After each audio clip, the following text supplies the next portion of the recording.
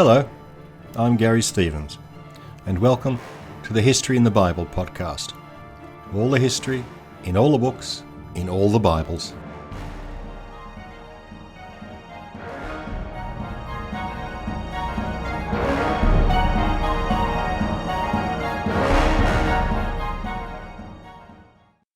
Episode 1.45, Last of the Omrides.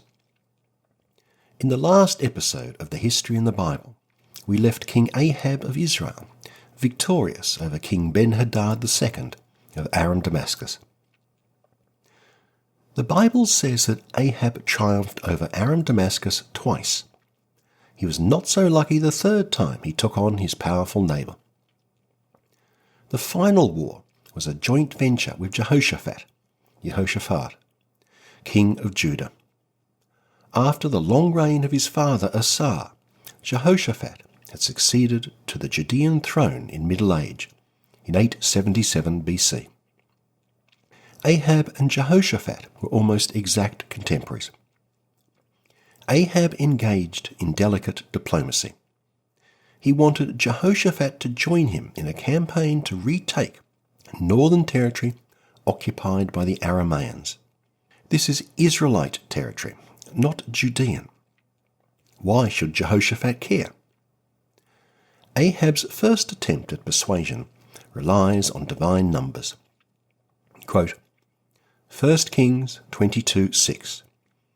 So Ahab gathered the prophets, about 400 men, and asked them, Shall I march upon Ramoth-Gilead for battle, or shall I not? March, they said, and Yahweh will deliver it into your majesty's hands. End quote. Here is prophecy as an institution, providing advice to the king. Nothing special here. Prophetical guilds were common throughout the Levant. Jehoshaphat doesn't buy their optimism. He wants a second opinion. Quote, 1 Kings 22:7.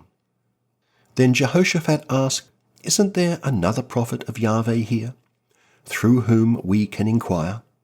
And Ahab answered Jehoshaphat, Well, there is one more man through whom we can inquire of Yahweh, but I hate him, because he never prophesies anything good for me, but only misfortune. Micaiah, son of Imlah. But Jehoshaphat said, Don't say that, your majesty. So Ahab summoned an officer and said, Bring Micaiah, son of Imlah, at once. End quote. God has instructed Micaiah to tell the two kings what they want to hear. Micaiah at first tells them to follow the advice of the court prophets. King Jehoshaphat is suspicious. He demands that Micaiah say what he really thinks. And so Micaiah does. Quote, 1 Kings 22:19. But Micaiah said, I call upon you to hear the word of Yahweh. I saw Yahweh seated upon his throne, with all the host of heaven standing in attendance to the right and to the left of him. Yahweh asked, Who will entice Ahab, so that he will march and fall at Ramoth-Gilead? Then one said thus, and another said thus, until a certain spirit came forward and stood before Yahweh and said, I will entice him. How? Yahweh asked him. And he replied, I will go out and be a lying spirit in the mouth of all his prophets. Then God said, You will entice, and you will prevail. Go out and do it. So Yahweh has put a lying spirit in the mouth of all these prophets of yours, for Yahweh has decreed disaster upon you. End quote. That phrase, host of heaven, appears several times in the Bible. The Shocking Bible translates it as forces of the heavens. It is clearly a literary remnant of the old Canaanite pantheon of gods, presided over by El. The biblical authors were never happy with the concept, but failed to excise it completely from the text. As the translator of the Shocking Bible does, they passed it off as a metaphor or a reference to God's divine messengers. Micaiah does not accuse the court prophets of being false prophets. On the contrary, God has purposely misled them in sending Ahab to his doom. It's all part of God's plan. God is setting up Ahab for disaster by putting false words in the mouths of the prophetic guild, just as he set up Pharaoh by hardening his heart. The story is a pointed critique of the prophetic yes-men who are serving as court prophets for King Ahab.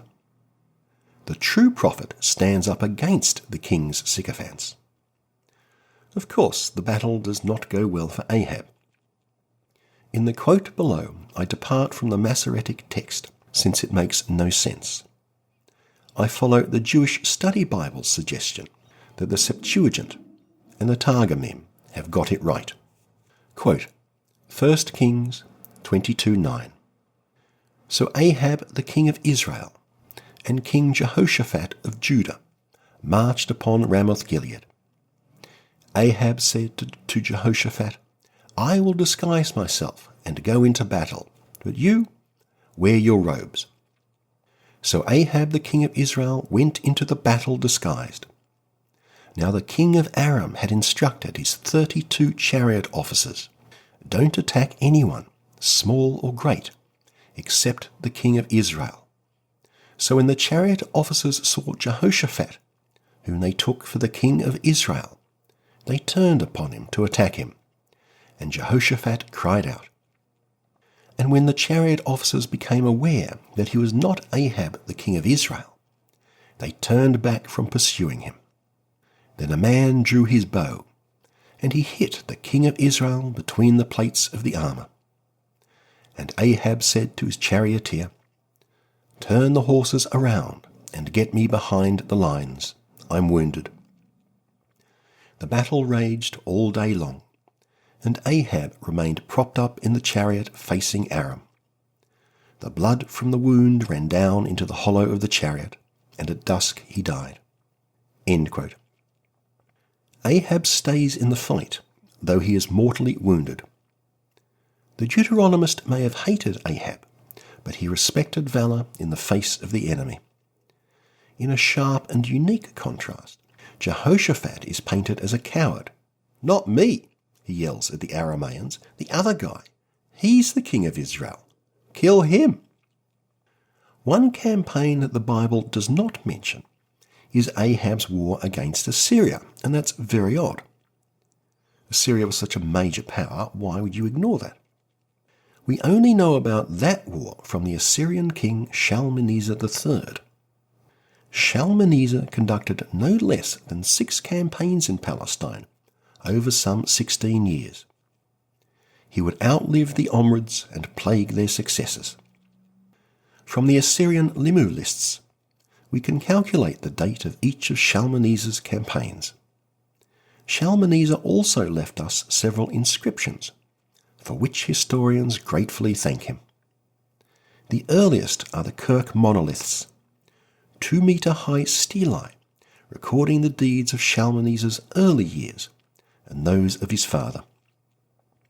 Shalmaneser describes a campaign early in his career against a coalition of 14 nations, culminating in the Battle of Qarqar in 853 BC.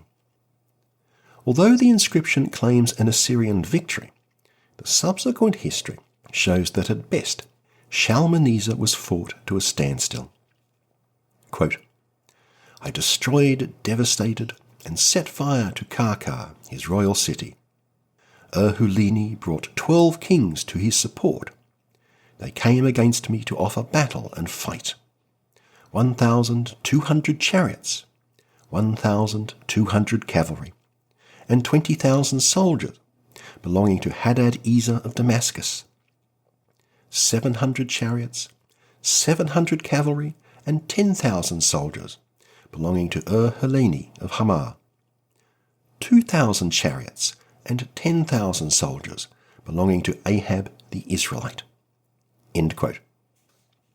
Here we have the earliest concrete reference in the annals of Assyria and Babylon to a king of Israel, and to the name Israel itself. Ahab was the largest contributor of chariots, the tanks of the day, fielding more than all the other nations combined. You might think that the solid date of 853 BC would help us to construct a chronology of the Israelite kings. But all it tells us is that Ahab was alive in 853 BC. The biblical synchronisms are just plain inconsistent, and there are differences between the Masoretic text and the Septuagint. It's a right royal mess. The inscription has led many scholars to doubt the Bible's descriptions of campaigns against Aram Damascus.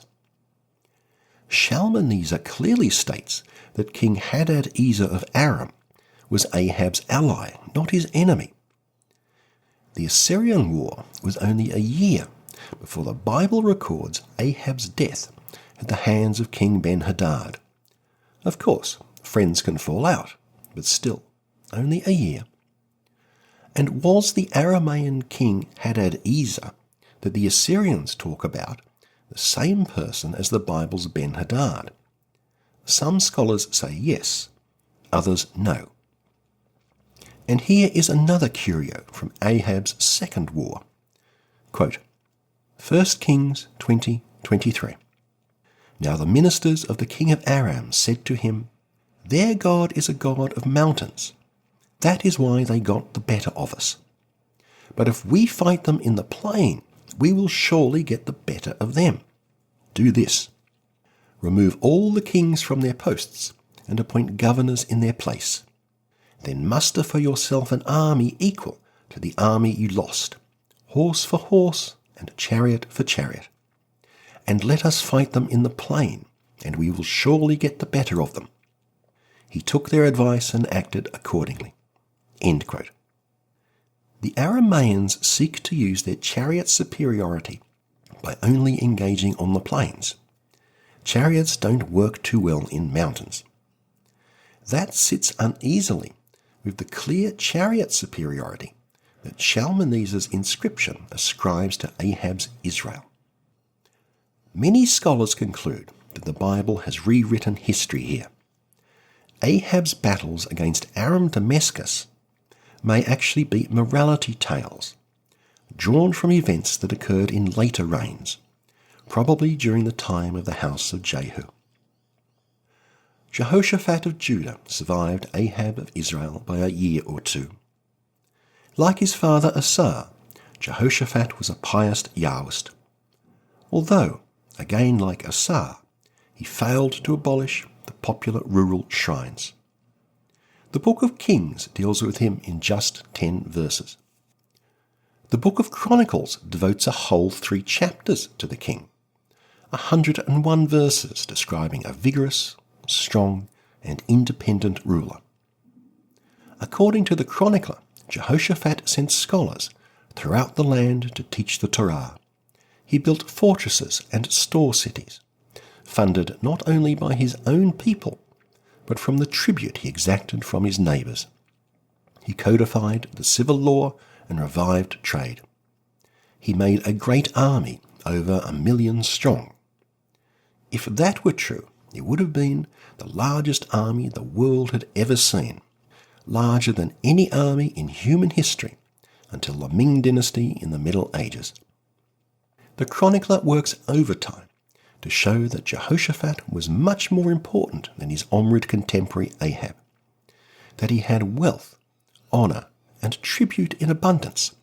To show he could fight just as well as Ahab, the chronicler drops in a victory over a fearsome coalition of southern monarchs, an event unrecorded in the Book of Kings. It all sounds rather forced, as though the chronicler's materials showed full well that Ahab was a greater monarch, but he had to invent episodes to demonstrate otherwise. Both Kings and Chronicles disapprove of Jehoshaphat's military alliance with Ahab at the Battle of Ramoth-Gilead, and also with Jehoshaphat's commercial ventures with Ahab's son Ahaziah. Nonetheless, Jehoshaphat died peacefully and was succeeded by his son Jehoram, or Joram, Yoram, in 853 BC. I'll get to the mysterious Jehoram in the next episode. After his death in battle, Ahab was followed by his son Ahaziah, Ahaziah. In the last chapter of the first book of Kings concludes thus, quote, 1 Kings 22:52. Meanwhile, Ahaziah, son of Ahab, became king of Israel in Samaria. He reigned over Israel 2 years. He did what was displeasing to Yahweh, following in the footsteps of his father and his mother, and in those of Jeroboam, son of Nebat, who had caused Israel to sin. He worshipped Baal and bowed down to him. He vexed Yahweh, the God of Israel, just as his father had done. End quote. The editor who split the Book of Kings into 2 must have been off his meds that day. The division inexplicably cuts Ahaziah's short reign in 2. Ahaziah's story resumes in 2 Kings. At this point, the prophet Elijah reappears for one final curtain call. We last saw Elijah heaping curses on Ahaziah's parents, Ahab and Jezebel. Quote, 2 Kings 1:2. Ahaziah fell through the lattice in his upper chamber at Samaria and was injured. So he sent messengers whom he instructed, Go inquire of Baal-zebub, the god of Ekron, whether I shall recover from this injury. But an angel of the Lord said to Elijah, Go and confront the messengers of the king of Samaria, and say to them, Is there no God in Israel, that you go to inquire of Baal-zebub? Assuredly, thus said the Lord, You shall not rise from the bed you are lying on, but you shall die. And Elijah went. The messengers returned to Ahaziah, and he asked, Why have you come back? They answered him. What sort of man was it, Ahaziah asked them, who came toward you and said those things to you? A hairy man, they replied, with a leather belt tied around his waist. That's Elijah the Tishbite, the king said. End quote. The disgruntled king dispatches soldiers to arrest the hirsute prophet, all of whom Elijah disposes of in various grisly ways. Ahaziah dies exactly as Elijah predicts. It's now Elijah's turn to pass on and hand over the prophetic reins. Back in 1 Kings 19, the prophet had anointed Elisha, a simple country boy, as his successor. No other prophet is recorded as designating his own replacement. Elijah's final journey with Elisha is full of miracles. Quote, 2 Kings 2:6. Elijah said to Elisha, Stay here, for the Lord has sent me on to the Jordan. As the Lord lives, and as you live, I will not leave you, he said.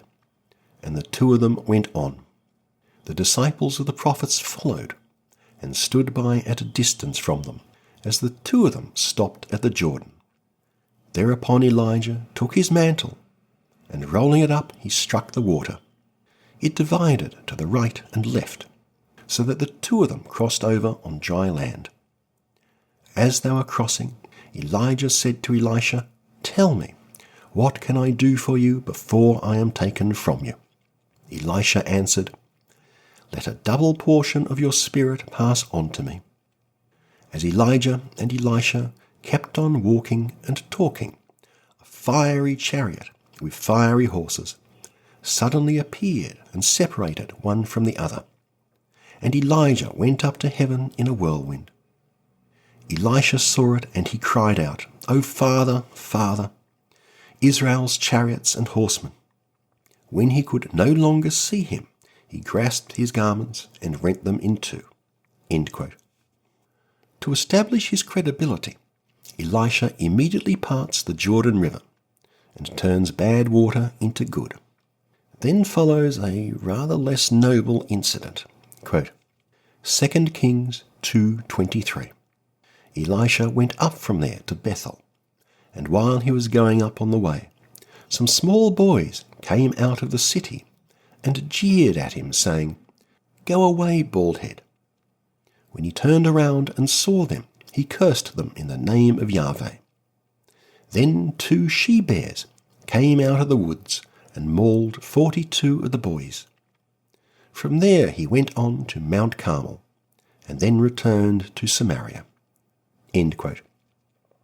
As early as Roman times, Jews and Christians found this willful mutilation of children troubling. There are 2 charitable interpretations.